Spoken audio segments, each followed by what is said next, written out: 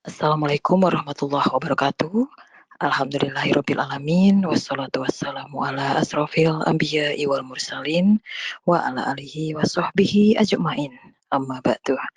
Pertama-tama marilah kita panjatkan puji syukur hadirat Allah Subhanahu wa taala yang telah memberikan nikmat, taufik serta hidayah dan inayahnya kepada kita semua sehingga kita bisa berkumpul kembali, bisa mengikuti kajian online kembali bersama ustadzah tercinta kita, Ustadzah Nurhut Alatas.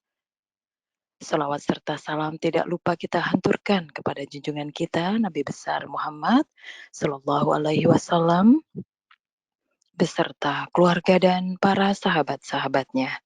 Mudah-mudahan kita semua mendapatkan syafaatnya di yaumul akhir nanti. Amin ya robbal alamin. Bagaimana kabar ibu-ibu semua? Semoga kita selalu dalam keadaan sehat walafiat ya ibu-ibu. Berjumpa kembali dengan pengajian rutin Rabiul Khair yang diadakan setiap hari Senin. Untuk hari ini Senin 27 Rajab 1433 Hijriah bertepatan dengan 28 Februari 2022. Tema kajian hari ini melanjutkan tema kajian minggu kemarin, Senin kemarin, yaitu membahas lanjutan surat Al-Insyirah. Tapi sebelum kajian dimulai, ada baiknya saya memberikan adab-adab mengikuti kajian online Majelis Taklim Rabiul Khair. Yang pertama, menghadirkan niat-niat mulia hanya karena Allah, hadir dengan busana muslimah, menyiapkan buku catatan dan pena, tidak mengaktifkan fitur mic atau audio saat join dan ketika kajian berlangsung, tidak merekam acara ini, dan yang terakhir pertanyaan diajukan melalui kolom chat. Baiklah, kita mulai saja kajian hari ini dengan bacaan basmalah. Bismillahirrahmanirrahim. Kepada Ustadzah Nur kami persilahkan.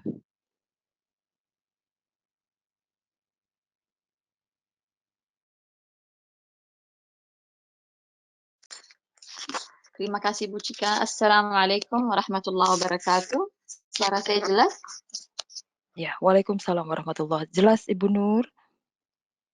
Alhamdulillah wa syukurillah. Bismillahirrahmanirrahim. Nawaitu ta'alluma wa ta'lim wa tafakkura wa tafkir wa naf'a wal intifa' wal ifadata wal istifada wal hath ala tamassuki bi kitabillah wa sunnati rasulih sallallahu alaihi wa alihi wasallam والدعاء إلى الهدى والدلالة على الخير ابتغاء وجه الله ومرضاته وقربه وثوابه اللهم إني أسألك علما نافعا ورزقا طيبا وعملا متقبلا آمين يا رب العالمين. الحمد لله والشكر لله والصلاة والسلام على رسول الله سيدنا محمد بن عبد الله عليه وعلى آله وعلى أصحابه وعلى أزواجه أزكى الصلاة وأتم التسليم وعلينا معهم وفيهم برحمتك يا أرحم الراحمين.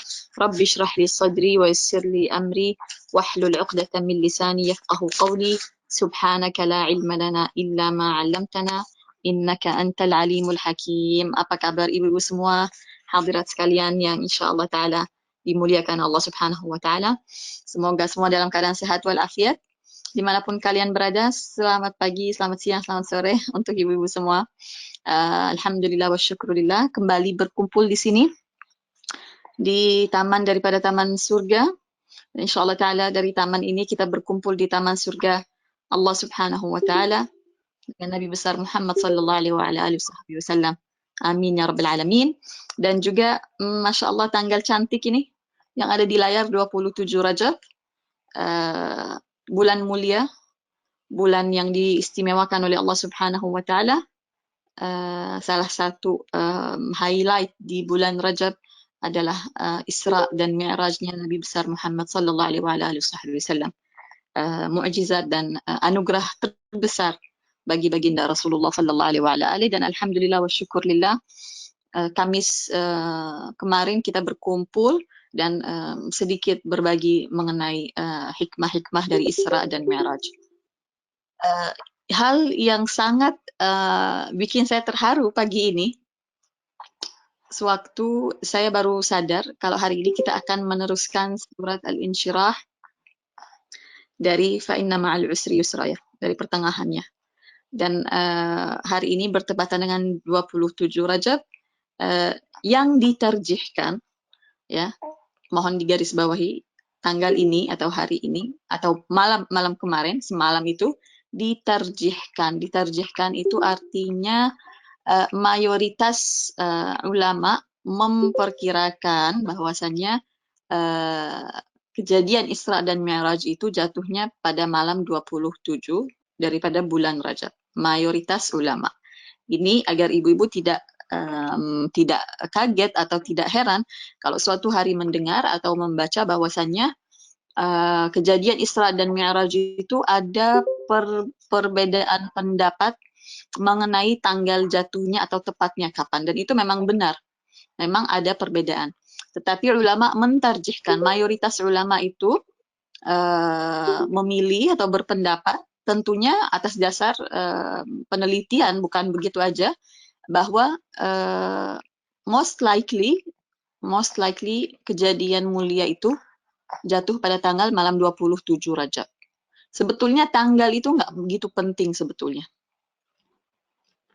Sebetulnya tanggal itu nggak penting. Kejadiannya ini di malam 27, di malam 1, di malam 5, di malam apa aja. Yang penting kita sebagai umat Islam, kita beriman, kita wajib beriman dan percaya dan yakin bahwasannya Rasulullah Sallallahu Alaihi Wasallam telah menjalankan perjalanan yang namanya Isra dan Mi'raj. Jatuhnya pada tanggal berapa tepatnya itu nggak masalah. Karena memang ada beda pendapat. Dan yang terpenting juga kita mengetahui bahwasannya dari malam itu Allah Subhanahu wa taala bermaksud menunjukkan derajatnya Nabi besar Muhammad sallallahu alaihi wasallam yang diundang di malam dan diberikan pemandangan dan perjumpaan yang luar biasa yang tidak pernah dikaruniai sebelumnya kepada Nabi atau Rasul. Yang penting kita tahu bahwasannya ini demi menunjukkan derajatnya Nabi Muhammad sallallahu alaihi wasallam dan demi menunjukkan utamanya ibadah salat bagi kita umat Islam. Jatuhnya pada tanggal berapa nggak masalah. Mau diperingati hari ini nggak masalah. Mau diperingati bulan depan atau diperingati bulan lalu nggak masalah. Tiap hari, tiap minggu mau ngebahas Isra Mi'raj nggak masalah. Karena memang benar adanya dan Allah Subhanahu wa taala telah menyatakannya di dalam Al-Qur'an, ada di surat Al-Isra dan ada di surat An-Najm. Ya, dan ini satu perkara yang wajib diimani oleh umat Islam. Beda pendapat atas tanggalannya itu bukan masalah yang besar. Yang penting kita ingat selalu, kita mengenang selalu, kita tahu sejarah Nabi kita tahu apa-apa mukjizatnya Nabi kita tahu bagaimana utamanya sholat sampai-sampai Allah Subhanahu wa taala menetapkannya di langit bukan di bumi. Juga dari Isra dan Mi'raj kita wajib faham bahwasannya Allah Subhanahu wa taala tidak bertempat. Bahwasannya Allah Subhanahu wa taala zat yang maha agung, yang maha mulia, yang maha sempurna. Dan Allah Subhanahu wa taala tidak sedikit pun ada persamaan atau kemiripan dengan makhluknya. Saya sebagai makhluk, saya ini karena saya makhluk, saya mesti punya tempat, saya mesti bertempat, saya perlu dengan tempat. Entah kursi, entah tempat tidur, entah dimanapun, tapi saya memerlukan adanya tempat. Allah Subhanahu wa taala tidak sedikit pun serupa dengan makhluknya.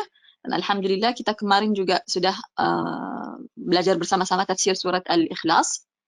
Ayat terakhirnya adalah walam yakul lahu kufuwan ahad. Tidak ada bagi Allah Subhanahu wa taala yang setara atau mirip atau sama. Dan firman Allah Subhanahu wa taala di dalam Al-Qur'an di surah lain, laisa kamitslihi syai'. Tiada sesuatu hal yang serupa atau mirip atau sama dengan Allah Subhanahu wa taala. Dari Isra dan Mi'raj kita mengetahui bahwasanya Allah Subhanahu wa taala tidak bertempat. Allah Subhanahu wa taala mengundang Nabi Muhammad sallallahu alaihi wasallam ke langit ketujuh, itu tempatnya Rasulullah. Itu tempat yang Allah Subhanahu wa taala pilih untuk Rasulullah sallallahu alaihi wasallam. Sementara sewaktu Allah Subhanahu wa taala berbicara atau bercakap dengan Nabi Musa alaihi salam, Allah Subhanahu wa taala memilih Bukit Sinai di Mesir untuk menjadi tempat berdirinya Nabi Musa alaihi salam. Itu tempatnya Nabi Musa. Di sana di atas bukit, tempatnya Rasulullah di langit ketujuh. Setiap satu Allah Subhanahu wa taala memilihkan tempatnya. Allah Subhanahu wa taala sendiri tidak bertempat. Jadi 27 Rajab memang benar adanya perbedaan mengenai apakah tanggal ini, memang di malam ini jatuhnya Isra dan Mi'raj, tetapi sekali lagi perbedaan mengenai tanggal itu tidak penting. Yang penting itu adalah intisari daripada kejadiannya itu sendiri. Yang penting bahwasanya kita tahu kejadian ini telah terjadi dan ini salah satu tanda kebesaran Allah Subhanahu wa taala, salah satu tanda kuasa Allah Subhanahu wa taala, yang mana hal ini mustahil terjadinya pada zaman itu, tetapi pada zaman ini sebetulnya nggak mustahil ya. Kalau ada orang berangkat satu hari satu malam dari negara ke negara, nggak mustahil sama sekali untuk zaman kita ini. Di zaman itu, ya hal itu adalah satu mukjizat, satu hal yang di luar apa namanya kebiasaan. Kalau zaman sekarang ada pesawat, ada apa namanya semua transport itu bukan satu hal yang mustahil. Tapi pada zaman itu Rasulullah Sallallahu Alaihi Wasallam bisa pulang pergi satu hari satu malam. Sementara mereka sendiri ahli Mekah kalau akan pergi ke Palestina, mereka akan memerlukan waktu 2 bulan pulang perginya. 2 bulan pulang pergi. Jadi perginya 1 bulan, baliknya ke Mekah 1 bulan. Bagi mereka Rasulullah Sallallahu Alaihi Wasallam bisa menempuh perjalanan itu dalam kayak 1 malam dan seketika sebetulnya. Itu satu hal yang mustahil karena itu namanya mukjizat. Dan Rasulullah Sallallahu Alaihi Wasallam dari malam itu sebagaimana telah kita ketahui ditunjukkan oleh Allah Subhanahu wa taala kepada para nabi dan para rasul bahwasannya imam dan pemimpin mereka dan yang sebaik-baik antara mereka adalah Rasulullah Sallallahu Alaihi Wasallam. Dan yani subhanallah yang baru saya sadari pagi ini bahwasanya kita insyaallah hari ini akan memasuki tafsir fa inna ma'al usri yusra, bukan begitu Manda? Berhenti di situ kan kemarin? Dan Isra dan Mi'raj. Isra dan Mi'raj itu datang memang setelah kesulitan. Subhanallah. Ya Allah, pas banget subhanallah hari ini dengan pembahasan atau tafsir yang akan kita pelajari insyaallah bersama-sama. Fa inna ma'al usri yusra. Subhanallah. Adanya kesulitan itu adalah salah satu hal yang mendahului undangan Allah Subhanahu wa taala kepada baginda Rasulullah Sallallahu Alaihi Wasallam. Ada kesulitan dulu, seperti apa pepatah bersusah-susah dahulu, bersenang-senang kemudian. Itu subhanallah kata pendeknya Isra dan Mi'raj. Bersusah-susah dahulu, bersenang-senang kemudian. Dan ini insya Allah ta'ala yang akan kita pelajari hari ini di surat Al-Syarah. Surat Al-Syarah sekali lagi adalah surah pendek yang ada di juz 30 dan adalah surah yang Makkiyah. Artinya turunnya semasa Rasulullah Sallallahu Alaihi Wasallam masih bermukim di Mekah. Yang kita tahu adalah masa-masa yang sulit bagi Rasulullah, bagi umat Islam, bagi pengikutnya, bagi keluarga dan sahabat-sahabatnya. Adalah masa-masa yang sulit sekali semasa mereka masih di Mekah, belum hijrah ke Madinah. Dan juga telah kita ketahui bersama-sama bahwasanya Allah Subhanahu wa taala di surah ini turunnya surah ini salah satu sebabnya adalah demi menggembirakan hati baginda Rasulullah Sallallahu Alaihi Wasallam yang sedang bersedih di kala itu. Masya Allah, tabarakallah. Kalau turun ayat Rasulullah itu jadi senang, jadi gembira, jadi girang. Subhanallah, merasakan adanya pertolongan Allah Subhanahu wa taala. Salah satu surah yang turun untuk menggembirakan hati Rasulullah adalah surat Asy-Syarah. Juga surat Ad-Duha juga turunnya itu pas Rasulullah Sallallahu Alaihi Wasallam dalam keadaan kesulitan. Nah, surah Asy-Syarah ini telah kita ketahui bersama-sama dari minggu kemarin bahwasanya Allah Subhanahu wa taala di sini menunjukkan kedudukannya Rasulullah Sallallahu Alaihi Wasallam di antara makhluk Allah Subhanahu wa taala.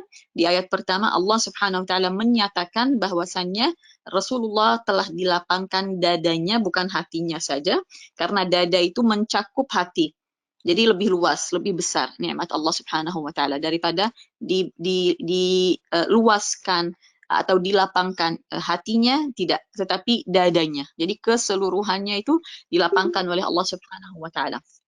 Dan salah satu makna juga yang dikatakan oleh ulama di sini adalah dilapangkan dadanya Rasulullah dengan diberikannya hikmah, dengan diberikannya cahaya, dengan diberikannya ilmu yang khusus, dengan diberikannya kenabian, dengan diberikannya risalah, dengan diberikannya hal-hal gaib yang sebelumnya Rasulullah Sallallahu Alaihi Wasallam tidak mengetahuinya. Itu semua di antara apa-apa yang ada di kandungan kata alam nashrah laka sadrak. Bagaimana Allah Subhanahu wa taala melapangkan dadanya Rasulullah, maksudnya gimana? Maksudnya diberikan ketenangan, diberikan ketentraman, juga sebagaimana ulama mengatakan diberikannya ilmu laduni, diberikannya ilmu gaib, diberikannya kenabian, diberikannya risalah, diberikannya cahaya, diberikannya rahasia-rahasia daripada Allah Subhanahu wa taala. Dan juga kita mengatakan berkaitan dengan ayat pertama ini, subhanallah, di surat Taha, Allah Subhanahu wa taala menceritakan bahwasanya Nabi Musa alaihissalam memohon dilapangkan dadanya. Masya Allah, tabarakallah. Berarti ini bukan hal sepele, ibu-ibu hadirat sekalian yang dimuliakan Allah Subhanahu wa taala. Artinya kita kalau lapang dada kita, itu artinya kita ini lagi beruntung. Kita tuh beruntung kalau dada kita dilapangkan oleh Allah Subhanahu wa taala. Kalau Allah Subhanahu wa taala telah memberikan kita kelapangan dada, artinya kita ini diberikan nikmat. Itu rezeki loh. Karena ada nabi yang minta dilapangkan dadanya, bayangkan. Dan nabi itu nggak akan minta yang sepele-sepele gitu, nggak. Nabi itu kalau minta yang Masya Allah, yang benar-benar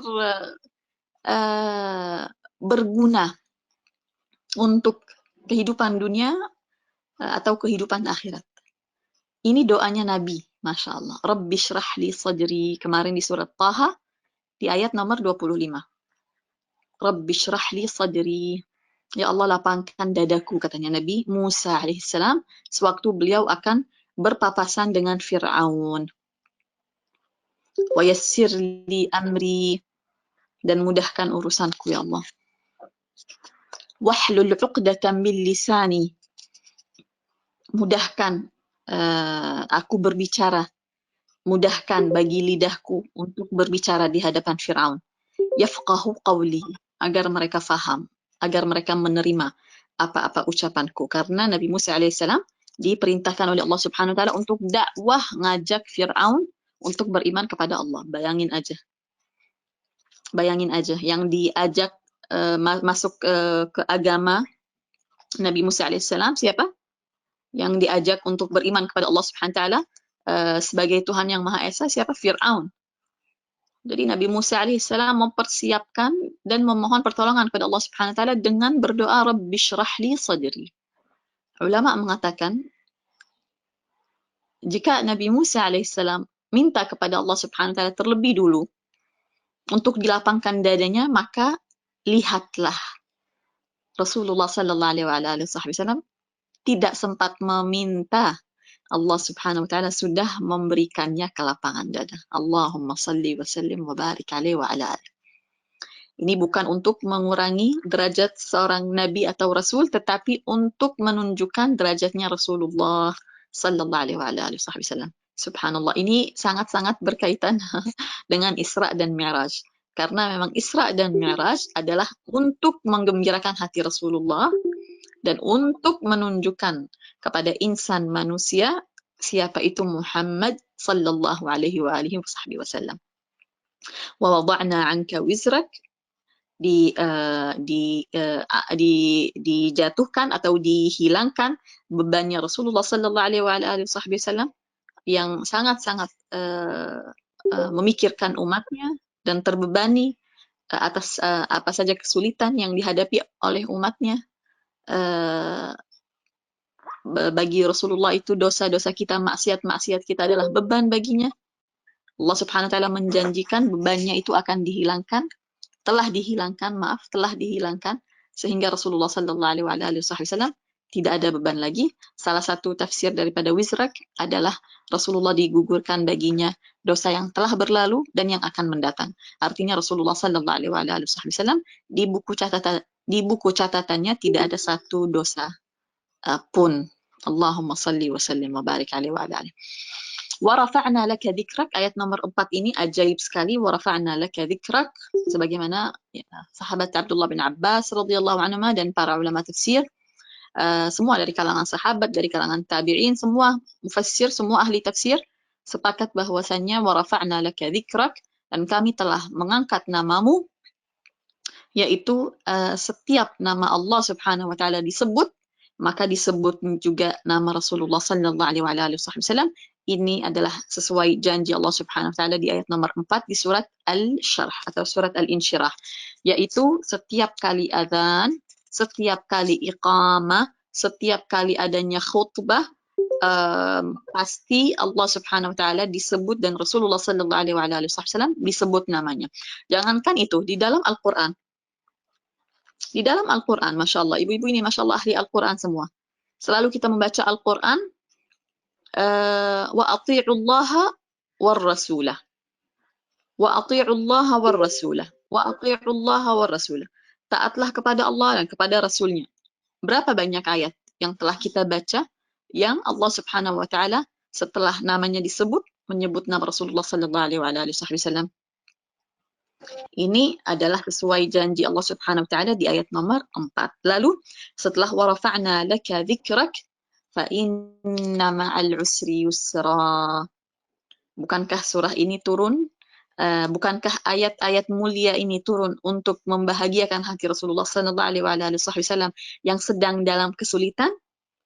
Nah, tetapi introduction, permulaan dan pembukaan di surah ini adalah yani seperti pujian-pujiannya dari Allah Subhanahu wa taala. Allah Subhanahu wa taala menyatakan, engkau telah kami lapangkan dadanya wahai Muhammad, bebanmu telah kami angkat, dosa-dosamu telah kami gugurkan, namamu telah kami angkat. Ini kan semuanya pujian untuk Rasulullah sallallahu alaihi wasallam, untuk membesarkan hatinya, untuk menggembirakannya, untuk menghilangkan kesedihannya. Allahumma shalli wa sallim wa barik alaihi wa ala alihi. Lalu Allah Subhanahu wa taala masuk ke keadaan yang sedang dialami masa itu oleh Rasulullah dan pengikutnya, dan diberikan hadiah ayat ini, fa inna ma'al usri yusra. Maka ketahuilah wahai Muhammad, sesungguhnya ma'a, dan ma'a ini yani patut digarisbawahi, ma'al usri yusra. Maka ketahuilah bahwasanya sesungguhnya dengan setiap kesulitan ada kemudahan. Masya Allah, tabarakallah. Dan ini pas sekali, subhanallah, dengan kejadian Isra dan Mi'raj. Karena Isra dan Mi'raj, hadiah besar dari Allah Subhanahu wa taala itu, undangan yang luar biasa istimewa itu datang setelah Rasulullah telah mengalami kesulitan yang teramat sangat besar, yaitu wafatnya Siti Khadijah binti Khuwailid radhiyallahu anha, istri beliau. Pada masa itu Rasulullah masih hanya beristrikan Siti Khadijah radhiyallahu anha, satu istri, Ummul Mukminin, ibunda kita, ibundanya orang-orang yang beriman, wanita yang telah mengorbankan hidupnya dan literally mengorbankan hartanya, dan patut disebut di sini bahwasanya beliau itu termasuk, kalau zaman kita ini, wanita yang milioner pada waktu itu. Di kota Mekah termasuk yang kaya raya sekali. Di antara mereka adalah Siti Khadijah radhiyallahu anha. Dan yang kita tahu bahwasanya beliau itu adalah mempunyai usaha atau mempunyai bisnis. Siti Khadijah mempunyai bisnis yang sangat top di sana di Mekah, dan di masa itu beliau adalah termasuk orang-orang yang paling kaya di sana. Dan hartanya semuanya, harta beliau berikan semuanya kepada baginda Rasulullah sallallahu alaihi wasallam. Beliau katakan, wahai Rasulullah, wahai utusan Allah, hartaku semuanya kupersembahkan untuk Islam, untuk Allah Subhanahu wa taala, untuk Islam dan muslimin.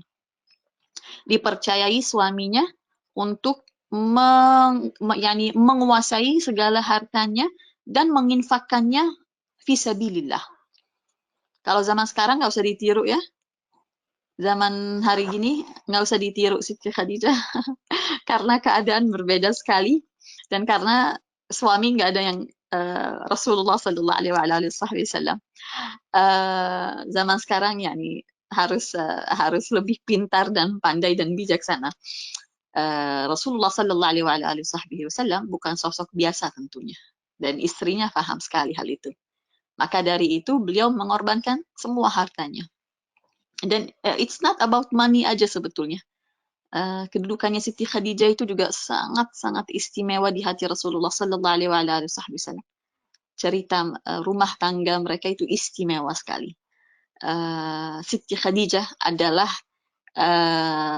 yani bukan hanya masalah uang ya, tetapi masalah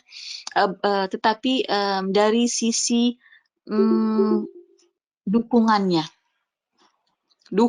itu loh yang luar biasa kepada Rasulullah Sallallahu Alaihi Wasallam, yang dikenang selalu oleh Rasulullah, yang tidak pernah dilupakan oleh Rasulullah. Dan beliau mendapatkan keturunan dan anak dari Siti Khadijah radhiyallahu anha. Dan Siti Khadijah radhiyallahu anha faham bahwasanya Rasulullah akan menjadi seseorang yang mulia bahkan sebelum mereka menikah. Ibu-ibu semua tahu di sini bahwasanya Siti Khadijah yang melamar dan meminang Rasulullah Sallallahu Alaihi Wasallam, dan ini bukan satu hal yang biasa juga. Nggak di masa itu, nggak di masa kita sekarang, jarang-jarang kan ya ada perempuan yang memulai untuk mengajukan apa istilahnya, melamar atau meminang si calon suami ini, karena beliau memang melihat di sosok Muhammad ada satu hal yang istimewa, dan Muhammad akan menjadi lelaki yang mulia. Dan Siti Khadijah radhiyallahu anha setelah Rasulullah Sallallahu Alaihi Wasallam mendapatkan wahyu pertama kalinya di Ghar Hira, Iqra bismi rabbika alladzi khalaq, dan beliau kembali ke rumah dalam keadaan gemetar, berkeringat, dan ketakutan. Siti Khadijah radhiyallahu anha yang pertama menenangkannya, memeluknya, menselimutinya, karena Rasulullah merasa kayak panas dingin dan berkeringat, diselimuti oleh Rasulullah sampai Rasulullah tenang, sampai Rasulullah tertidur. Lalu Siti Khadijah radhiyallahu anha pergi ke rumah sepupunya yang namanya Waraqah bin Naufal. Waraqah bin Naufal pada masa itu, sewaktu Rasulullah berusia 40 tahun dan mendapatkan kenabian, Waraqah bin Naufal ini termasuk orang yang sudah tua sekali, sudah sepuh sekali di Mekah. Kalau tidak salah sudah hampir 100 tahun kurang lebih usianya. Dan beliau itu adalah penganut agama Nasrani dan adalah termasuk orang yang alim di masanya itu, orang yang alim, orang yang saleh dan ahli kitab yang murni, yang sedang menanti datangnya Nabi akhir zaman. Karena memang sudah baca di kitabnya, karena beliau itu orang alim. Orang alim artinya orang yang masa itu berpedoman kepada kitab suci, walaupun memang kitab sucinya juga waktu itu sudah tidak orisinil lagi, tetapi beliau ini murni menyembah Allah Subhanahu wa taala, Tuhan yang Maha Esa, tidak ada sedikit pun terpengaruh dengan ahli Mekah yang menyembah berhala pada masa itu. Dan in fact beliau itu menanti memang kapan akan diutusnya Nabi akhir zaman, yang mana beliau pun tahu ciri-cirinya, bahwasannya salah satu cirinya adalah Nabi akhir zaman adalah orang kelahiran Mekah dan akan diutus pertama-tama di Mekah. Maka Siti Khadijah radhiyallahu anha yang bijaksana pergi ke misanannya yang satu itu dan menceritakan bahwasannya suamiku mengatakan dia melihat suatu makhluk yang memberikannya ayat-ayat dan mengatakan bahwasannya ia adalah nabi dan ia adalah utusan Allah Subhanahu wa taala dan lain sebagainya. Waraqah bin Naufal terkejut dan sangat-sangat bersukacita dan mengatakan, "Ya Khadijah, tenangkan suamimu dan berikan dia kabar gembira bahwasannya yang dia saksikan adalah malaikat, bukan jin, bukan syaitan. Dan bahwasannya ia adalah utusan Allah Subhanahu wa taala untuk umat manusia di akhir zaman ini." Jadi Waraqah bin Naufal itu faham dan sudah beritahu kepada Siti Khadijah radhiyallahu anha, suamimu ini adalah benar-benar Nabi. Tidak lama setelah itu Waraqah bin Naufal meninggal. Subhanallah, Siti Khadijah, sosok yang telah menjadi pembela dan pendukung dan orang yang pertama dari kaum wanita yang beriman pada Rasulullah, yang pertama mendukung Rasulullah Sallallahu Alaihi Wasallam, yang pertama membantunya dalam dakwahnya. Sosok yang seperti ini mahal sekali, dan sewaktu beliau meninggal ini Rasulullah Sallallahu Alaihi Wasallam teramat sangat sedih. Sampai-sampai tahun itu dinamakannya Amul Huzn, tahun kesedihan.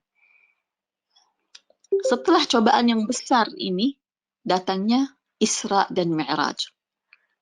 Ini adalah salah satu makna daripada fa inna ma'al usri yusra.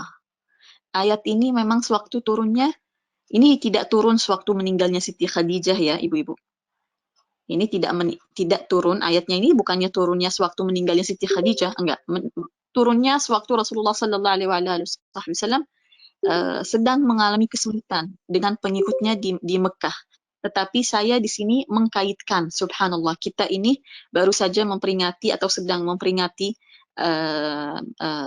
malam mulia Isra dan Mi'raj yang adalah salah satu janji Allah Subhanahu wa taala yang ada di ayat nomor 4. Allah Subhanahu wa taala berjanji di sini, fa inna ma'al usri yusra. Maka ketahuilah, maka yakinilah, maka percayalah bahwasanya sesungguhnya dengan ma'a ini coba dilingkari, ma'al usri yusra, dengan setiap kesulitan ada kemudahan. Saya memberikan salah satu contoh, yaitu sewaktu Rasulullah berada dalam kesedihan sewaktu ditinggal mati oleh Siti Khadijah radhiyallahu anha. Lalu setelah itu Allah Subhanahu wa taala berdasarkan janjinya di ayat nomor 5 ini di surat Al-Insyirah, Allah Subhanahu wa taala memberikan kepada Rasulullah kemudahan dan kesenangan dan kebahagiaan yang adalah dalam bentuk Isra dan Mi'raj. Dan ayat ini memang turunnya untuk menggembirakan hati Rasulullah Sallallahu Alaihi Wasallam yang sedang dalam keadaan sedih. Tetapi ayat ini adalah untuk kita semua, ibu-ibu hadirat sekalian yang dimuliakan Allah Subhanahu wa taala. Ayat ini untuk saya, untuk Manda, untuk Ibu Dia, untuk Ibu Atia, untuk Ibu Heru, untuk Ibu Ayu, untuk kita semua. Allah Subhanahu wa taala menurunkan fa inna ma'al usri yusra. Ini adalah janji daripada Allah Subhanahu wa taala, dan Allah Subhanahu wa taala adalah zat yang tidak pernah ingkar janjinya. Fa inna ma'al usri yusra. Di sini banyak sekali keindahan di ayat ini. Yani kita mohon kepada Allah Subhanahu wa taala, kita dibukakan pintu ilmu yang bermanfaat. Kita mohon pada Allah Subhanahu wa taala kita diberikan ilmu laduni. Kita minta kepada Allah Subhanahu wa taala selalu ya ibu-ibu, minta kita diberikan kefahaman kepada firman-firman Allah Subhanahu wa taala.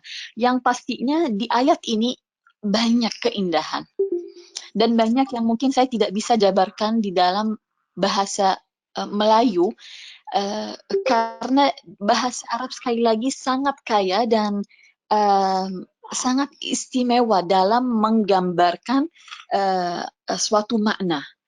Sehingga kalau ditranslate dan ingin diterjemahkan ke bahasa lain, seringkali keindahannya itu hampir separuhnya mungkin hilang.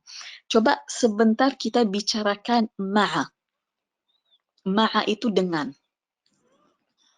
Di dalam bahasa Arab, salah satu penggunaan kata ma'a adalah menunjukkan atau menampakkan kedekatan dua hal. Kedekatan antara dua hal atau dua perkara. Jadi salah satu kegunaan daripada kata ma'a artinya dua hal ini atau dua perkara ini dekat sekali satu sama lain. Wah, Masya Allah, merinding. Artinya al-usr dengan al-yusr itu dekat sekali. Terima kasih Manda. Berarti al-usr, Manda, Al-usr itu yaitu kesulitan. Dan kesulitan itu juga, wah, itu bisa bermacam ragam. Bisa sulit, bisa sedih, bisa terpuruk, bisa sakit, bisa kemiskinan, bisa hutang piutang, bisa masalah rumah tangga, bisa masalah dengan anak, bisa masalah dengan pekerjaan, bisa masalah rezeki. Al-usr ini, you name it. Pokoknya al-usr itu kesulitan. You name it. Apa macam kesulitan itu bermacam-macam, bermacam ragam. Dan al-yusr. Jadi ada al-usr, yaitu kesulitan, dan ada al-yusr. Al-yusr atau yusra, yaitu kemudahan. Orang Arab, jika mereka menggunakan kata ma'a, mereka ingin menunjukkan bahwasanya dua perkara itu dekat sekali satu sama lain. Ya Allah, ya Allah, ya Allah. Artinya al-usr, kesulitan itu dekat sekali dengan apa, ibu-ibu? Dekat sekali dengan kemudahan. Artinya, kesulitan itu dekat sekali dengan apa? Dengan kemudahan, ya Allah. Hanya saja pandangan mata kita yang sangat terbatas ini, karena kita ini adalah manusia, yang segala sesuatunya kita terbatas. Kita tidak nampak dengan mata. Allah Subhanahu wa Ta'ala di mana menurunkan kesulitan, sebetulnya ma'a dengan kesulitan itu di sampingnya itu ada kemudahan. Tapi kita nggak nampak dengan mata. Karena pandangan mata kita ini terbatas sekali. Artinya kalau al-usr itu adalah sakit. Al-usr, kalau al-usr itu kesulitan adalah berbentuk sakit. Artinya dengan sakit itu ada apa, ibu-ibu?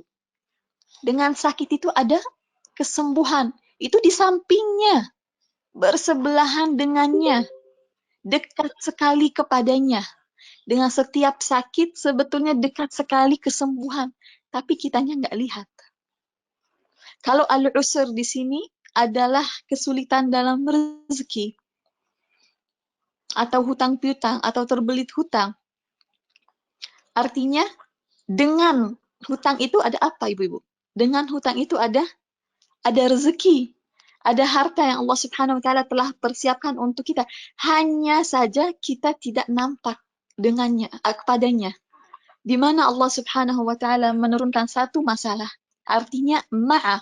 Dengan masalah itu sudah ada sebetulnya solusinya dan jalan keluarnya. Sudah ada di situ. Ini janji Allah Subhanahu wa Ta'ala, bukan janji saya. Saya tidak bisa dan tidak akan pernah berani menjanjikan. Saya tidak bisa menjanjikan hal semacam ini. Kalau ini bukan dari Allah Subhanahu wa Ta'ala, kita nggak bakalan tahu bahwasannya segala kesulitan apapun bentuknya, kesulitan itu, apakah kesedihan, apakah kesumpekan, apakah sakit, apakah masalah rumah tangga dan lain sebagainya, ma'a, ada dengannya, dekat sekali kepadanya sebetulnya jalan keluar, solusi, kemudahan, kesenangan, kebahagiaan, rezeki, kesuksesan. Ma'a, itu sudah janji Allah Subhanahu wa Ta'ala. Ini pada percaya nggak sama janjinya Allah? Pada percaya nggak sama janjinya Allah Subhanahu wa Ta'ala? Yakin? Yakin nggak sama janjinya Allah Subhanahu wa Ta'ala? Inna Allah la yukhliful mi'ad. Berapa banyak lafaz ini terulang di dalam Al-Quran. Sesungguhnya Allah Subhanahu wa Ta'ala tidak mengingkar janji. Dan ini adalah janji Allah Subhanahu wa Ta'ala. Dan kalau kita sebetulnya perhatikan, kalau kita flashback masa-masa sulit yang telah kita lalui dan telah kita alami, coba deh kita flashback. Ya Allah, yang rasanya nggak ada selesainya, nggak ada jalan keluarnya, nggak ada habisnya, entah itu sakit, entah itu masalah keuangan, entah itu masalah rumah tangga, entah itu perpisahan. Coba deh kita flashback, ibu-ibu. Ya Allah, pasti banyak sekali kita akan sadar bahwasanya memang benar Allah Subhanahu wa Ta'ala selalu menolong saya. Allah Subhanahu wa Ta'ala selalu membukakan jalan bagi saya. Oh iya, dulu pernah dicoba begini. Perasaannya waktu itu kayak Allah nggak bakalan ada habisnya ini cobaan. Kayaknya ujian ini nggak bakalan berlalu. ternyata berlalu, alhamdulillah. Dan saya ada di titik ini telah melalui cobaan yang ini, yang itu, ujian yang ini, yang itu, dan itu semua alhamdulillah wa syukrulillah ditolong oleh Allah Subhanahu wa taala. Ayat ini bukan untuk Rasulullah aja, Bu, Ibu, ini ayat untuk kita semua. Untuk kita yang lagi sakit, untuk kita yang lagi bermasalah keuangan, untuk kita yang lagi ada masalah rumah tangga, untuk kita yang ada masalah dengan anak-anak kita, untuk kita yang berada dalam kesulitan apapun macamnya dan bentuknya. Ayat ini turun untuk saya, ayat ini turun untuk kalian semua, ayat ini turun untuk umatnya Rasulullah Sallallahu Alaihi Wasallam untuk memberikan kita selalu harapan, untuk memberikan kita selalu uh, uh, optimisme bahwasanya Allah Subhanahu wa taala dengan cobaan yang sekarang ini sedang saya lalui, itu di sampingnya, di sebelahnya itu sebetulnya udah ada solusinya. Tapi perlu waktu aja. Perlu waktu aja. Ada yang waktunya sehari, ada yang waktunya seminggu, ada yang waktunya setahun, ada yang waktunya 30 tahun, kayak cobaannya Nabi Yusuf alaihi salam berpisah dengan keluarganya, cobaannya Nabi Yakub alaihi salam terpisah dengan anaknya Nabi Yusuf, kurang lebih ulama tafsir mengatakan 30 tahun perpisahan antara mereka. Berarti ujiannya itu 30 tahun. Setelah 30 tahun telah berlalu, mereka berkumpul kembali. Berkumpulnya Nabi Yusuf alaihissalam sudah menjadi orang besar, Masya Allah. Berpisah dengan orang tuanya usia 10-an tahun kurang lebih. Kumpul-kumpul, udah jadi orang besar. Masya Allah, tabarakallah. Nabi Yakub alaihissalam yang hilang penglihatannya dari saking seringnya menangisi sang putra yang hilang, Allah Subhanahu wa taala mengembalikan penglihatannya. Jadi bukan hanya dipertemukan oleh Allah Subhanahu wa taala, bukan hanya ujiannya itu khalas selesai, bukan hanya itu, tetapi Allah Subhanahu wa taala memberikan bonus-bonus pula. Bukan cuma bertemu aja, enggak. Nabi Yakub alaihissalam kembali penglihatannya. Nabi Yusuf alaihissalam udah menjadi orang besar, sudah diberikan kenabian, sudah menjadi orang yang ternama di Mesir, sudah menjadi perdana menteri atau menteri keuangan, sudah menjadi orang yang dihormati, orang yang disegani. La ilaha illallah. Itu kalau pertolongan Allah datang nggak bisa nggak kira-kira ya. Allah Subhanahu wa taala kalau memberi dengan imbalan yang tidak bisa dibayangkan oleh manusia. Min haitsu la yahtasibun. Yang tidak mereka sangka, yang tidak mereka bayangkan, itu terulang berkali-kali di dalam Al-Quran. Allah Subhanahu wa taala kalau hendak memberi, Allah Subhanahu wa taala akan memberikan dengan yang pertama nggak kita bayangkan, kadang juga kita nggak minta, subhanallah, sebanyak itu, sebesar itu, dan sebagus itu, dan seindah itu. Ayat ini untuk kita semua, untuk membesarkan hati kita, untuk memberikan kita ketenangan, bahwasanya ada pertolongan Allah Subhanahu wa taala. Bukan nggak ada, tapi belum waktunya. Belum waktunya, dan insya Allah Ta'ala akan ada waktunya. Dan Allah Subhanahu Wa Ta'ala telah memberikan janji dan telah memberikan pernyataan yang sangat-sangat jelas di dalam surat Al-Insyirah.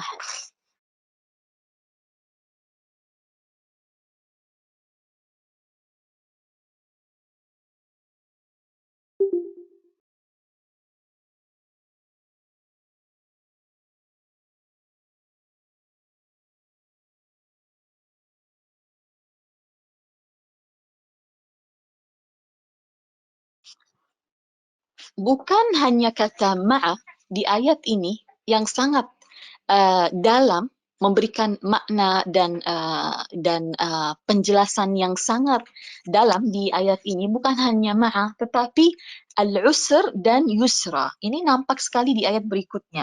Di ayat nomor 6, inna ma'al usri yusra. Sesungguhnya dengan setiap kesulitan ada kemudahan. Oke. Di sini kita akan membicarakan hal yang juga berkaitan dengan bahasa Arab dan balaghah. Balaghah di dalam bahasa Arab itu artinya daripada hal-hal yang juga adalah salah satu keistimewaan pada bahasa Arab, dan saya ingin ibu-ibu coba konsentrasi di sini. Sekarang kita punya al-usr. Al-usr ini terulang 2 kali. Oke, di ayat nomor 5 dan di ayat nomor 6. Kata yusran terulang juga 2 kali di ayat nomor 5 dan di ayat nomor 6. Oke, saya ingin ibu-ibu konsentrasi. Karena mungkin hal ini, mungkin sebagian di antara kalian pertama kali mendengarkan hal yang seperti ini. Sekarang di bahasa Arab itu, kata yang diberikan al, di depannya alif lam. Nah, alif lam ini di dalam bahasa Arab namanya alif lam at-ta'rif atau al-mu'arrifah. Al-mu'arrifah. Alif lam ini artinya kurang lebih, kalau mungkin di bahasa Inggris itu the. Jadi hal ini, kata ini yang diberikan alif lam, ya, artinya bukan satu hal yang tidak diketahui, tetapi hal yang diketahui dan jelas. Yang jelas. Kalau di dalam bahasa Arab itu, kalau satu kata itu diberikan alif lam, artinya hal ini jelas dan diketahui apa-apanya. Oke, ini al-usr. Coba digarisbawahi, Manda. Al-usr ini berarti jelas, berarti satu kesulitan tertentu.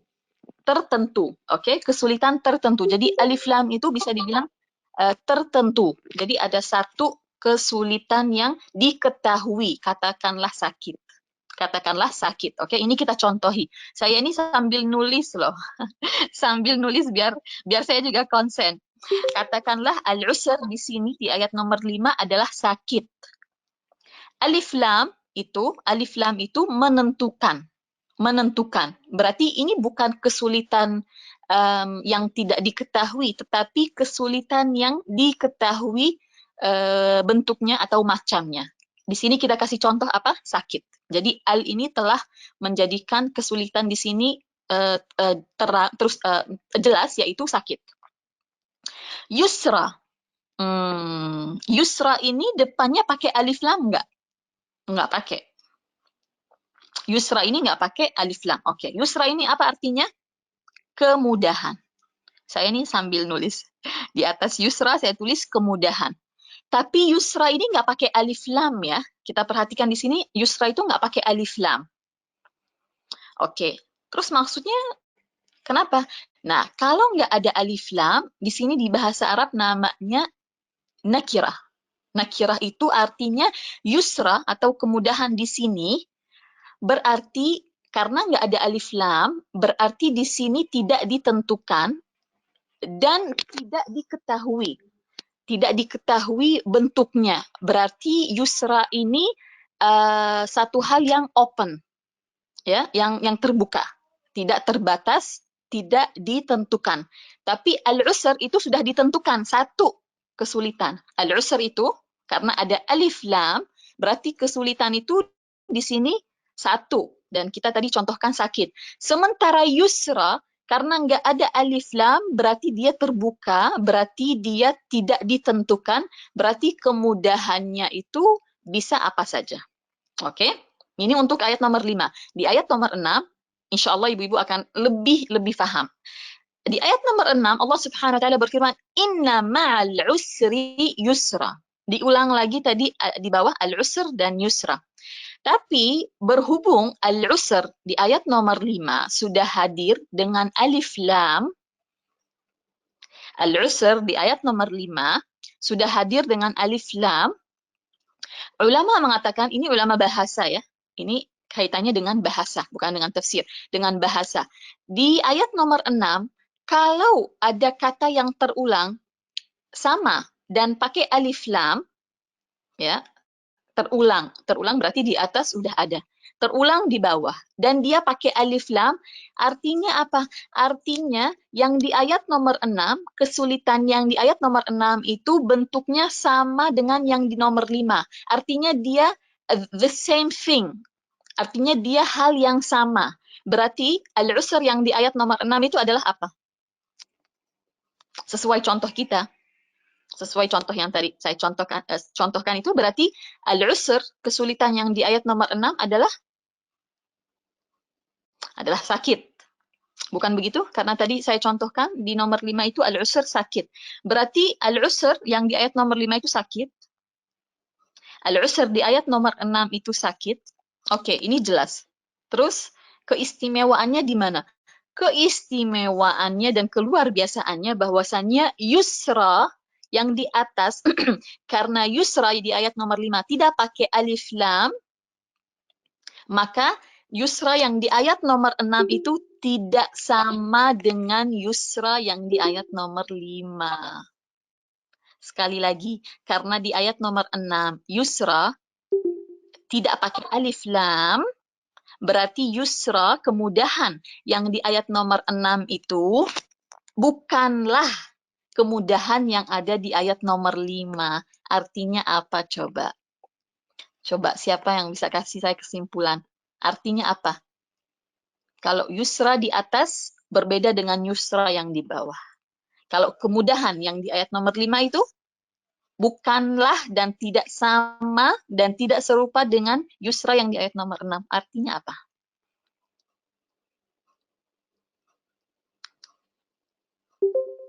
Artinya apa ibu-ibu? Tadi jelas nggak al-usr? Kesakitan tu diselesaikan dengan masalah penyembuhan serta ada pula rahsia-rahsia rahmat di sebaliknya. Not only sembuh, but it comes together with other kebaikan. Betul sekali. Jazakillah khair. Artinya kita di sini mencontohkan hanya contoh sakit. Betul sekali. Artinya kemudahannya double. Betul sekali. Berarti Allah Subhanahu wa taala akan memberikan kemudahan itu lebih dari satu macam untuk satu kesulitan. La ilaha illallah.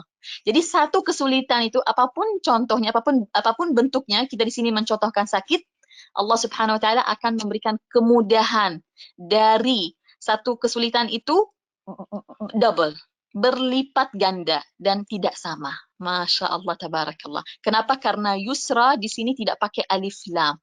Dan ini memang dari segi bahasa, tetapi dari segi makna ini memang adalah janji Allah Subhanahu wa taala di sini. Artinya satu ujian yang kuberikan kepadamu jika engkau sabar. Ibu-ibu, ini didapatkan kalau kita sabar. Tidak didapatkan percuma-cuma. Kalau kita sabar, kalau kita ridha, kalau kita berharap kepada Allah Subhanahu wa taala. Juga di akhir surah ini Allah Subhanahu wa taala akan memerintahkan Rasulullah untuk berharap selalu pada Allah Subhanahu wa taala. Di situ satu kesulitan akan dibarengi dengan dua rupa, dengan dua macam kemudahan dan rahmat dan blessing dan imbalan dan bermacam ragam. Tidak hanya diberikan kesembuhan daripada sakitnya itu, tetapi diberikan lebih daripada sekedar kesembuhan. Baru semalam saya berbicara dengan seseorang daripada kawan saya yang berapa tahun yang lalu pernah sempat sakitnya mungkin lebih dari 1 tahun. Subhanallah. Dan ini sudah beliau itu sakit mungkin sudah 5-6 tahun yang lalu kalau saya tidak salah, atau mungkin lebih. Ya, sekarang alhamdulillah wa syukrulillah sudah sehat, sudah seperti sedia kala. Masa beliau sakit memang saya ingat sekali, memang masa-masa yang sangat-sangat sulit waktu itu ya. Kalau nggak salah saat 1 tahun itu, hampir 1 tahun itu sakit, terapi apa segala macam. Baru kemarin kita lagi berbicara, subhanallah, seakan-akan Allah Subhanahu wa taala mempertemukan saya dengannya itu agar saya mendengarkan hal ini dari lisan orang yang telah merasakan nikmat dan kemudahan daripada Allah Subhanahu wa taala. Kemarin dia cerita seperti ini. Dia bilang, Nur ingat nggak waktu saya sakit itu sempat lama kan ya? Waktu itu masa-masa yang sangat sulit buat saya. Dan seperti nggak ada habisnya, seperti nggak ada selesainya, seperti nggak akan ada kesembuhan. Tetapi alhamdulillah wa syukurlillah, dia bilang, akhirnya saya sembuh alhamdulillah dan saya seperti ini hari ini. Kalau saya ingat Nur, dia bilang, kalau saya ingat sebetulnya di 1 tahun itu atau di masa saya sakit itu, saya diberikan oleh Allah Subhanahu wa taala menghafal banyak daripada doa, daripada Al-Quran yang tidak pernah saya berkesempatan untuk menghafalkannya sebelumnya. Karena waktu itu, waktu beliau sakit, sempat berapa lama tidak bangun dari katil, dari tempat tidur. Jadi di tempat tidur aja. Dan saya baru tahu hal ini juga. Baru tahu hal ini bahwasannya beliau itu menghabiskan waktunya menghafal Al-Quran, menghafal doa-doa, menghafal ayat-ayat Allah Subhanahu wa taala yang beliau sendiri baru sadar setelah masa-masa sulit itu berlalu. Beliau baru sadar kalau saya tidak hanya diberikan oleh Allah Subhanahu wa taala kesembuhan, tetapi saya diberikan nikmat menghafal ayat-ayat dan doa-doa yang kalau saya tidak pernah sakit dan melalui masa-masa sulit itu, saya tidak pernah akan semangat dan berpikir untuk menghafalkannya. Subhanallah. Dan beliau mengingat hal ini dengan sangat-sangat bersyukur kepada Allah Subhanahu wa taala. Karena sudah berlalu, karena sudah lama, seperti sedang melihat film atau putar balik. Oh, Masya Allah, ternyata memang saya sulit sekali, tetapi saya dalam waktu yang bersamaan diberikan oleh Allah Subhanahu wa taala banyak kemudahan dan banyak kenikmatan yang kalau tidak dikarenakan oleh sakit itu, mungkin saya tidak akan pernah menghafal ayat-ayat itu. Karena waktu itu terbaring kebanyakan waktu dan alhamdulillah wa syukurillah berbaringnya ternyata memberikan buah. Beliau selalu mengaji dan menghabiskan waktunya dalam membaca Al-Quran. Dan saya mendengarkan hal ini langsung teringat oleh fa inna ma'al usri yusra, inna ma'al usri yusra. Satu macam kesulitan. Allah Subhanahu wa taala akan memberikan dengannya 2 macam kemudahan, dan 2 macam kemudahan itu 2 hal yang berbeda. 2 kemudahan yang berbeda. 2 kelebihan, 2 kenikmatan, 2 macam rezeki dalam 2 bentuk, dalam 2 rupa. Dan itu memang yang terjadi di sejarah kehidupan Rasulullah sallallahu alaihi wasallam yang kita pelajari kemarin setelah wafatnya Siti Khadijah radhiyallahu anha dan wafatnya Abu Talib pamannya Rasulullah sallallahu alaihi wasallam setelah 10 tahun di Mekah, 10 tahun yang penuh dengan ujian dan cobaan untuk Rasulullah dan untuk pengikutnya. Allah Subhanahu wa taala mengaruniakan Al-Isra dan Al-Mi'raj. Apakah Al-Isra dan Al-Mi'raj itu setara dengan cobaan Rasulullah? Al-Isra dan Al-Mi'raj apakah setara dengan ujian yang dihadapi oleh Rasulullah? Tidak. Itu berlipat-lipat ganda. Karena Rasulullah sallallahu alaihi wasallam diberikan oleh Allah Subhanahu wa taala tanda-tanda kebesaran di malam itu yang tidak pernah disaksikan oleh Rasulullah sallallahu alaihi wasallam sebelumnya.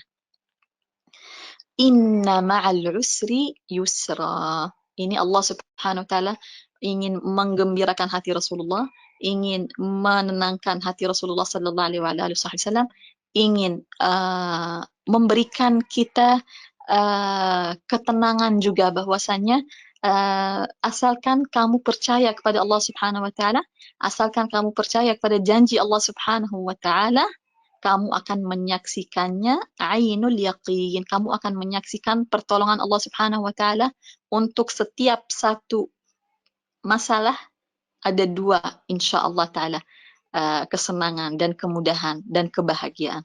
Amin ya rabbal alamin. Sejarah kehidupannya Rasulullah sallallahu alaihi wasallam penuh dengan contoh-contoh seperti ini, dan kalau kita pejamkan mata kita dan kita flashback apa-apa yang pernah kita lalui daripada kesulitan yang mungkin pada saatnya kita rasa ini adalah akhir dunia, ini adalah tidak ada habisnya, ini tidak akan berlalu, ini tidak akan ada jalan keluarnya, ternyata Allah Subhanahu wa taala telah menolong kita dan selalu menolong kita dan akan selalu menolong kita, insyaallah taala. Amin ya rabbal alamin. Fa idza faragta fansab. Allah Subhanahu wa taala setelah memuji Rasulullah sallallahu alaihi wasallam, setelah memberikannya banyak anugerah di sini, wa rafa'na laka dzikrak, alam nashrah laka sadrak, sampai akhirnya, lalu janji Allah Subhanahu wa taala, fa inna ma'al usri yusra, inna ma'al usri yusra. Ini janji Allah Subhanahu wa taala yang sama seperti sebagaimana Allah Subhanahu wa taala selalu menerbitkan fajar setelah gelap. Saya dan ibu-ibu semua, kita itu kalau datang gelap, kalau sudah datang waktu maghrib, sudah datang waktu isya, sudah masuk ke pertengahan malam, kita ini tidur dengan keyakinan dan dengan kepercayaan bahwasannya akan terbit matahari, bukan begitu? Kita ini kalau tidur, selalu kita tidur dengan membawa keyakinan bahwasanya akan terbit fajar abis ini, bukan begitu? Akan terbit matahari, akan datang waktu pagi. Betul apa betul, ibu-ibu? Selalu, alhamdulillah, kita tidur dan kita tahu besok insya Allah akan datang subuh, ya kan? Akan dikumandangkan adzan, saya akan bangun sholat subuh, matahari akan terbit. Itu janji Allah Subhanahu wa taala, setelah gelap akan hadir fajar, akan terbit fajar. Nah, kenapa kita nggak percaya bahwasanya dengan segala kesulitan itu juga ada kemudahan? Sebetulnya it's the same thing. It's the same thing. Kenapa saya percaya? Kenapa saya tidur dan saya percaya Allah Subhanahu wa taala akan menerbitkan matahari setelah gelap gulita? Alhamdulillah. Kalau saya pribadi, alhamdulillah saya selalu tidur dengan kepercayaan seperti itu. Alhamdulillah, nggak pernah tidur dan dalam hati, mungkin besok nggak ada subuh, mungkin besok nggak ada pagi, nggak pernah seperti itu. Kenapa kita percaya Allah Subhanahu wa taala akan menghadirkan terang atau matahari setelah kegelapan malam, tapi kita kurang percaya kalau Allah Subhanahu wa taala akan menghadirkan kemudahan setelah ujian atau setelah kesulitan. Nah, itu perlu kita renungi. Masalahnya di kita. Masalahnya di kita, apakah kita percaya kepada Allah Subhanahu wa taala? Apakah kita menyerahkan diri kita dan urusan kita kepada Allah Subhanahu wa taala? Apakah kita yakin kepada Allah Subhanahu wa taala? Masa kita yakin kepada malam dan subuh lebih daripada kita yakin kepada pertolongan Allah Subhanahu wa taala? Yang menghadirkan malam Allah, yang menerbitkan fajar setelahnya adalah Allah. Enggak sulit bagi Allah Subhanahu wa taala setelah kesulitan kita itu memberikan kita jalan keluar dan kemudahan dan kesenangan dan kebahagiaan. Bukan satu tetapi dua. Itu tidak sulit bagi Allah Subhanahu wa taala. فَإِذَا فَرَغْتَ فَانْصَبْ. فَإِذَا فَرَغْتَ فَانْصَبْ. Ulama di sini sebagaimana mufassirin, ahli tafsir seperti Sayyidina Abdullah bin Abbas dan lainnya mengatakan فَإِذَا فَرَغْتَ, faragta itu jika engkau telah selesai. Faragta, selesai. Fansab artinya memohonlah. Memohonlah. فَإِذَا فَرَغْتَ fansab mempunyai banyak arti. Salah satunya yaitu tadi فَإِذَا فَرَغْتَ fansab, jika engkau telah selesai daripada satu urusan, maka tetaplah berusaha atau tetaplah beramal atau melakukan atau bekerja untuk urusan yang lain. فَإِذَا فَرَغْتَ فَانْصَبْ, apabila engkau telah selesai dari satu hal, dari satu urusan, dari satu perkara, teruskan beramal, teruskan berusaha di pada urusan lain atau pada perkara lain. Sayyidina Abdullah bin Abbas radhiyallahu anhu mengatakan salah satu makna daripada fa'idha faragta fansab, yaitu setelah atau apabila engkau telah mengerjakan solat yang wajib, solat yang fardu, maka berdoalah, memintalah kepada Allah Subhanahu wa taala. Artinya luas ya ibu-ibu. Ayat yang nomor 7 ini, fa'idha faragta fansab, artinya luas. Salah satunya Sayyidina Abdullah bin Abbas radhiyallahu anhu mengatakan salah satu makna daripada fa'idha faragta fansab, apabila wahai Muhammad, dan ini untuk kita semua, bukan untuk Rasulullah aja, apabila engkau telah selesai atau setelah menunaikan solat yang wajib atau solat fardu, maka berdoalah. Jadi fansab di sini adalah berdoalah, memohonlah kepada Tuhanmu. Niscaya engkau akan diberikan. Sayyidina Abdullah bin Mas'ud, misalnya Abdullah bin Mas'ud, sahabat juga ini, sahabat Rasulullah sallallahu alaihi wasallam juga mengatakan fa'idha faragta fansab, artinya apabila engkau wahai Muhammad telah selesai menunaikan perkara-perkara yang wajib atau solat-solat yang wajib, maka bangunlah pada waktu malam untuk solat tahajud. Jika engkau telah menunaikan solat fardu, maka lakukanlah atau jalankanlah atau dirikanlah qiyamul lail, solat tahajud. Ini yang dipilih oleh sahabat Abdullah bin Mas'ud radhiyallahu anhuma. Ada juga sahabat dan tabi'in yang mengatakan makna daripada fa'idha faragta fansab, yaitu jika engkau atau apabila engkau telah selesai dari urusan duniawi, maka kerjakan ibadah atau mendekatlah kepada Tuhanmu. Jadi kalau sudah selesai dengan urusan-urusan dunia, misalnya daripada mencari rezeki, misalnya ayat ini dan surah ini bukan untuk Rasulullah saja, memang turunnya untuk Rasulullah sallallahu alaihi wasallam dan untuk menampakkan kemuliaannya, tetapi ini juga adalah perintah-perintah untuk kita. Jadi makna ketiga ini udah tiga makna ya daripada satu ayat ini, yaitu jika engkau telah selesai daripada urusan duniawi, hendaklah engkau melakukan urusan-urusan ukhrawi atau melakukan ibadah. Jadi kalau sudah selesai dengan urusan dunia, waktunya untuk bersimpuh, waktunya untuk memohon, waktunya untuk berhadap kepada Allah Subhanahu wa taala. Jadi banyak sekali makna daripada fa'idha faragta fansab ini. Ini aja udah 3 ya. Abdullah bin Abbas sekali lagi mengatakan fa'idha faragta fansab, apabila engkau telah selesai dari apa? Selesai daripada menjalankan atau menunaikan solat fardu, maka fansab, berdoalah. Fansab oleh Sayyidina Abdullah bin Abbas bermakna berdoalah. Jadi habis sholat fardu itu berdoa, memohon, niscaya engkau akan diberikan oleh Allah Subhanahu wa taala apa-apa hajatmu dan apa-apa doamu dan harapanmu. Makna yang kedua dari sahabat Abdullah bin Mas'ud radhiyallahu anhu, fa'idha faragta, apabila engkau telah selesai daripada menunaikan salat fardu, fansab. Fansab itu yang diartikan oleh sahabat Abdullah bin Mas'ud adalah jalankan atau bangunlah pada waktu malam. Jadi udah selesai dari satu hal, lakukan hal lain, yaitu qiyamul lail. Kalau untuk sahabat Abdullah bin Mas'ud.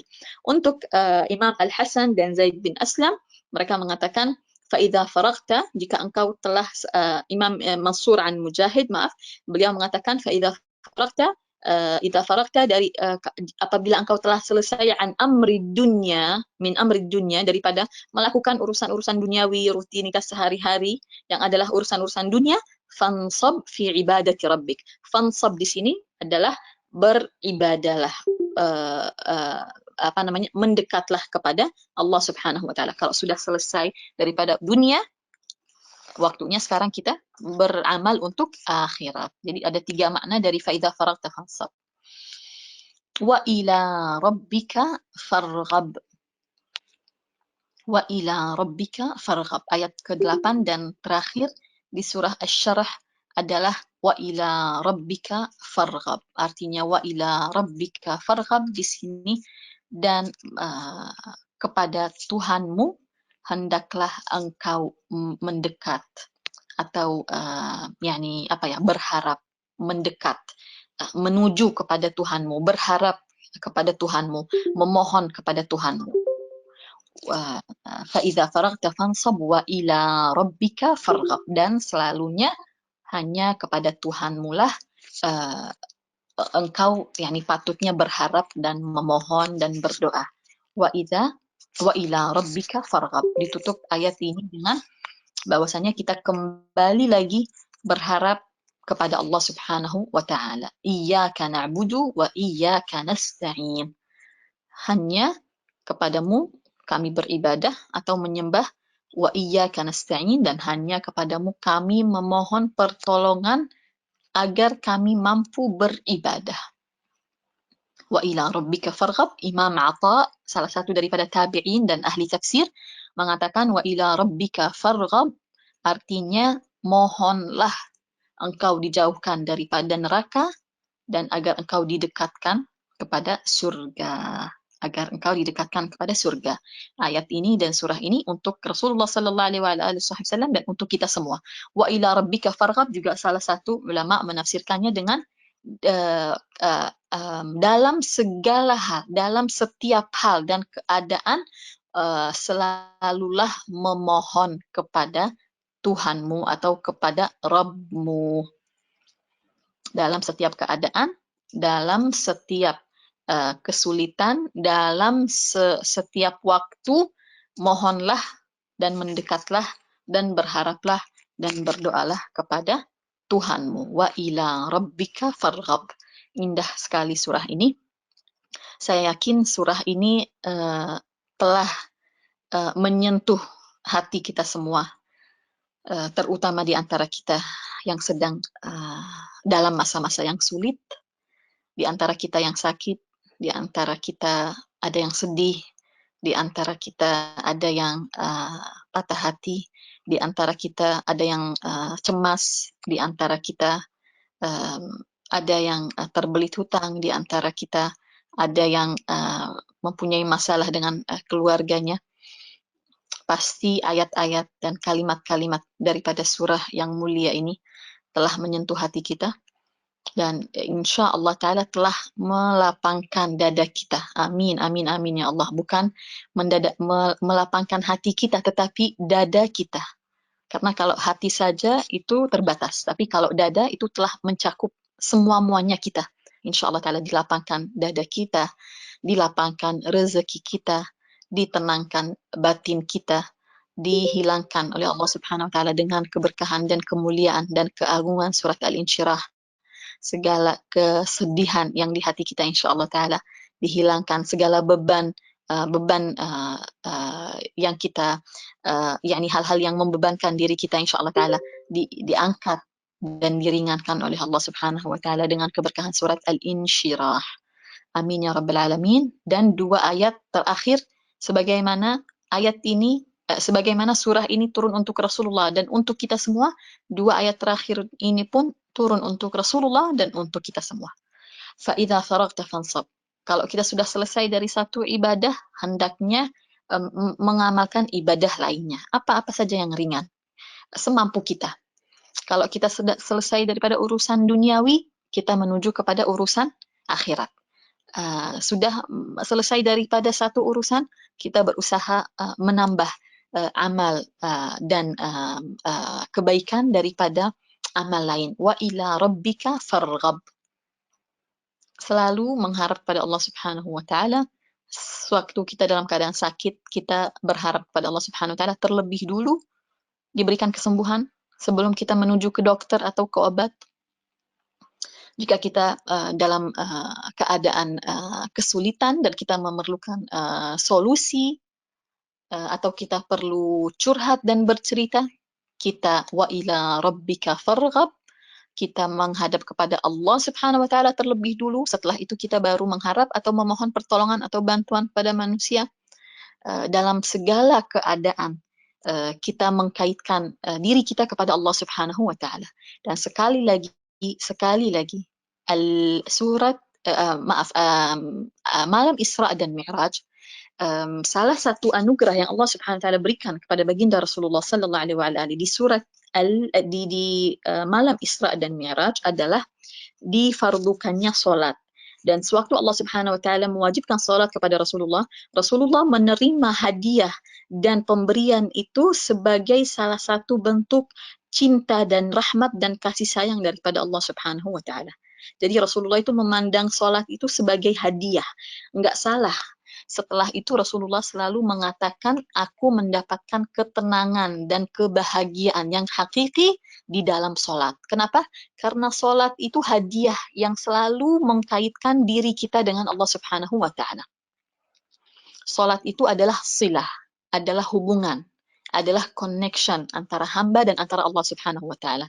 Maka siapa yang memutus solatnya, dia telah memutus hubungannya dengan Tuhannya.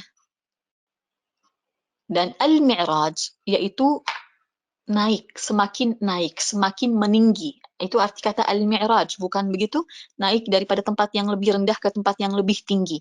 Rasulullah sallallahu alaihi wasallam dan hanya Rasulullah yang diberikan kemuliaan mi'raj dari dunia sampai ke langit ketujuh sampai berjumpa dengan Allah Subhanahu wa taala. Kita ini nggak bakalan pernah mengalami hal yang sama, tetapi mi'raj kita, kenaikan kita itu ada di dalam solat.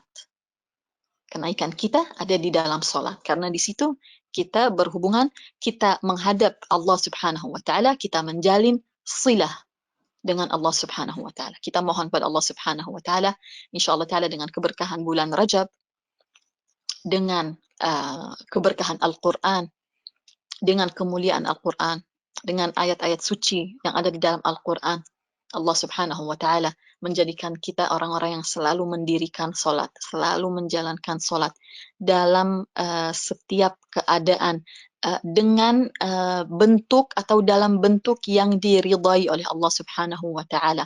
Dan kita mohon kepada Allah Subhanahu wa ta'ala agar kebahagiaan kita, kesenangan kita, ketenangan hati kita, kelapangan dada kita ada di dalam solat selalu, dan agar kita ini cinta kepada solat lebih dari cinta kita kepada apapun itu, dan agar rumah-rumah kita menjadi rumah-rumah yang mendirikan solat, keturunan kita menjadi keturunan-keturunan yang selalu mendirikan solat dan tidak pernah melalaikannya. Amin ya rabbal alamin. Surah ini yani sangat-sangat menyentuh hati terus terang. Surat Al-Insyirah selalu insyaAllah ta'ala kita baca.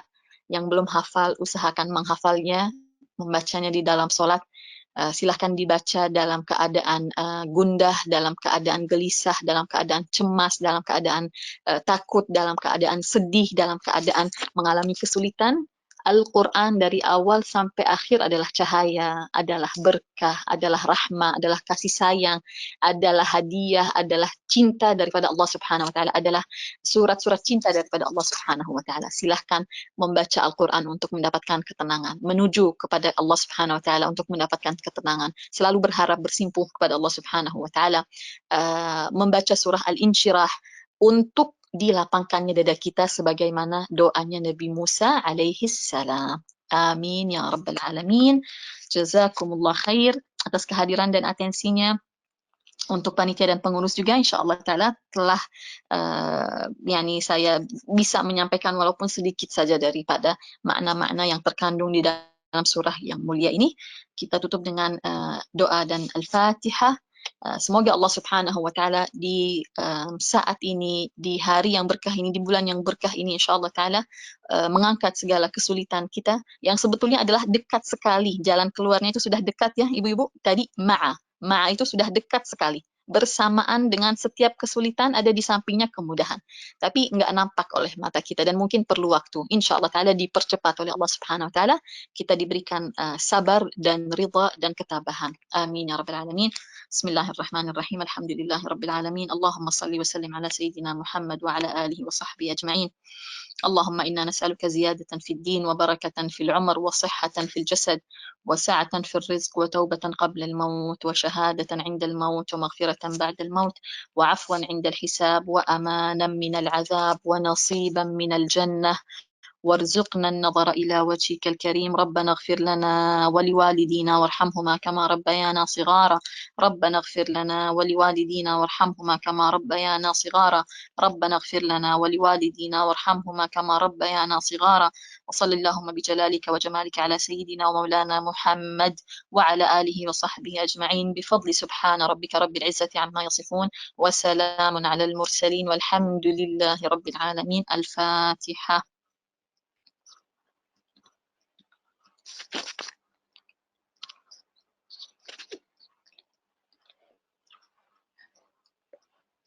Amin ya Rabbal Alamin. Jazakumullah khair. Karena saya terburu-buru dan ada urusan setelah ini, jadi saya akan menerima 3 pertanyaan insyaAllah ta'ala. Kalau ada yang akan bertanya silahkan dikirim ke kolom chat, dan mohon maaf sekali 3 pertanyaan dulu. InsyaAllah ta'ala kalau ada lebihnya di pertemuan yang akan mendatang. Ibu Diah mau bertanya, tetapi pertanyaannya seperti terputus ya. Oh, di bawah sudah ada. Jika kesulitan kita belum menemukan solusi, padahal sesungguhnya tiap kesulitan ada kemudahan. Apakah ada hal yang menutup datangnya kemudahan? Bagus sekali pertanyaannya ini dari Ibu Diah. Pertama, ada yang namanya ketentuan Allah Subhanahu wa Ta'ala. Allah sudah menentukan adanya kesulitan, ada kemudahan. Ketentuan Allah Subhanahu wa Ta'ala yang lainnya adalah yaitu waktu atau masa atau kapan akan dinampakkannya kemudahan dan solusinya itu juga salah satu ketentuan dan hak Allah Subhanahu wa Ta'ala. Jadi mungkin salah satu yang di mata kita adalah penghalang, sebetulnya bukan apa-apa, tetapi memang belum waktunya saja. Kita punya salah satu contoh, misalnya Rasulullah bermukim di Mekah setelah menjadi Nabi selama 13 tahun. 13 tahun itu penuh dengan lika-liku dan ujian. Setelah 13 tahun Allah Subhanahu wa Ta'ala mengizinkan beliau hijrah ke Madinah dan terbuka bagi Rasulullah dan pengikutnya segala macam kemudahan dan keberkahan dan kemudahan. Kita punya contoh Nabi Yusuf alaihissalam dan Nabi Yakub, cobaannya kurang lebih 30 tahun. Tapi insya Allah kita nggak selama itu ya ibu-ibu, amin, karena kita nggak bakalan kuat. Jadi salah satu kendalanya adalah masalah waktu. Yang kedua, boleh jadi Allah Subhanahu wa Ta'ala masih teringin mendengarkan doa kita, nangis kita, bangun malamnya kita, sujudnya kita, berharapnya kita. Mungkin Allah Subhanahu wa Ta'ala masih ingin mendengarkan suara dan doa kita itu. Wallahu a'lam. Ibu Dewi mengatakan, makanya kita disuruh mendawamkan membaca surat ini sambil memegang dada. Tentu saja salah satu fadilahnya yang selalu yang diajarkan oleh ulama dan salaf saleh, sewaktu kita membaca surat Al-Insyirah, letakkan tangan di atas dada. Insyaallah ta'ala menghadirkan ketenangan. Amin ya Rabbal Alamin. Ibu Fatimah Az-Zahra mengatakan, sabar yang seperti apa setelah mengimani serta surat Al-Insyirah, bahwa ujian ini adalah rahmat Allah dan sikap cerdas seperti apa dalam menanti kemudahan. Seperti kita tidur, kita yakin besok itu bakalan pagi, mestinya kita tidur dan kita yakin besok itu ada jalan keluarnya. Ternyata besok nggak nampak, kita yakin besoknya lagi akan nampak. Besoknya lagi ternyata belum hadir kemudahan itu, kita tidur dengan membawa keyakinan besoknya lagi insya Allah ta'ala akan hadir. Selalu optimis. Dan optimisme adalah salah satu hal yang sangat menonjol daripada sosok Nabi Muhammad sallallahu alaihi wasallam. Beliau selalu optimis. Yang namanya pesimisme itu Rasulullah nggak tahu. Tentunya mengkaitkan diri dengan Allah Subhanahu wa Ta'ala, selalu punya jalinan hubungan dengan Allah Subhanahu wa Ta'ala, yakin akan hadir kemudahan sebagaimana kita yakin akan terbit matahari. Dengan itu insya Allah ta'ala kita akan lebih kuat, Ibu Fatimah dan ibu-ibu hadirat sekalian, dalam mengimani makna-makna yang ada di dalam surat Al-Insyirah. Tentunya insya Allah tidak putus daripada rahmat Allah Subhanahu wa Ta'ala. Amin ya Rabbil Alamin. Pertanyaan minggu lalu dari Sofi tentang fadilahnya. Saya tidak ingat secara spesifik apa yang waktu itu Sofi tanyakan, tetapi seingat saya overall yaitu fadilah membaca surah Al-Insyirah mungkin dengan angka tertentu ya, dengan angka tertentu. Nah, itu juga salah satu hal yang telah diamalkan oleh ulama sepanjang masa, dan itu bukan satu hal yang baru sebetulnya. Karena kalau kita perhatikan di sunnah Rasulullah pun ada angka-angka tertentu yang diulang-ulang, zikir yang diulang dengan angka-angka tertentu. Seperti ibu-ibu yang hadir di sini dari awal, zikir pagi itu ada yang diulang 3 kali, ada yang 7, ada yang 4, ada yang 10, ada yang 100. Itu kan ada rahasia di baliknya. Ada satu rahasia di baliknya. Nah, dari situ juga kita mendapati dengan sanad dari sahabat, ada yang mengulang satu zikir dengan jumlah tertentu. Dari mana itu asalnya? Dari memang Rasulullah Sallallahu Alaihi Wasallam telah ada di sunnahnya hal demikian. Lalu kalau ada kayak misalnya surah Al-Insyirah dibaca mungkin berapa kali, insya Allah Ta'ala akan mendapatkan jalan keluar misalnya. Misalnya dibaca 50 kali, misal aja ya. Ini tidak harus datangnya dari Rasulullah Sallallahu Alaihi Wasallam langsung. Yang pastinya tidak masalah karena ini adalah Al-Quran. Kita mau berapa kali saja kita ulang, nggak masalah. Al-Quran itu satu ayat memberikan kita satu pahala. Satu huruf. Satu huruf memberikan kita satu pahala. Satu pahala itu Allah lipat gandakan sampai 10, bisa sampai 700. Jadi mau diulang-ulang itu sebetulnya tidak ada masalah. Dari segi fiqih pun itu bukan hal yang haram atau tidak diperbolehkan karena memang sudah hadir di sunnah Rasulullah hal yang semacam itu. Kedua, ulama yang telah misalnya mengatakan kalau misalnya dibaca 50 kali insya Allah akan misalnya kayak memberikan ketenangan atau jalan keluar atau dimudahkan urusan, itu sabata bitajrubah yang pernah saya bicarakan entah minggu lalu atau minggu sebelumnya. Sabata bitajrubah artinya itu sudah mujarab dan sudah nyata, bukan 1-2 kali, bukan dengan 1-2 orang, bertahun-tahun lamanya sudah mujarab. Oke, dan hal ini juga tidak bertentangan dengan agama dan bukan satu hal yang terlarang dan tidak menyalahi ayat di dalam Al-Quran atau hadis Rasulullah Sallallahu Alaihi Wasallam, karena Rasulullah tidak pernah melarang seseorang mengulang ayat tertentu atau doa tertentu atau zikir tertentu dengan jumlah tertentu. Tadi saya katakan sabata bitajrubah, telah mujarab. Nah, ulama, orang-orang saleh, salaf saleh, para wali-wali Allah Subhanahu wa taala, subhanallah diberikan ilmu lebih daripada kita orang-orang yang awam.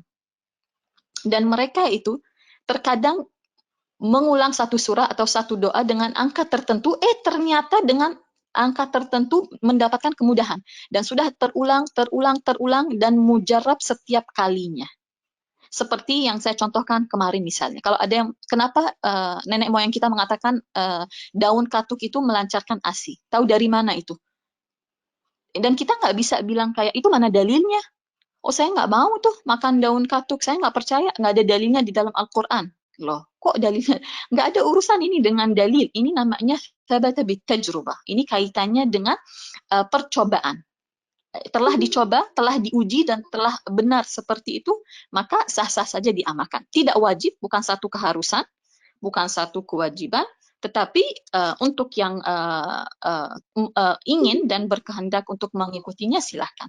Pada akhirnya ini adalah Al-Quran, adalah firman Allah Subhanahu wa taala, dan Allah menyatakan bahwasanya Al-Quran adalah obat. Al-Quran adalah obat. Firman Allah Subhanahu wa taala di dalam Al-Quran bahwasanya fihi syifa'un. Al-Quran adalah rahmah, adalah ketenangan, adalah pokoknya segala macam kebaikan.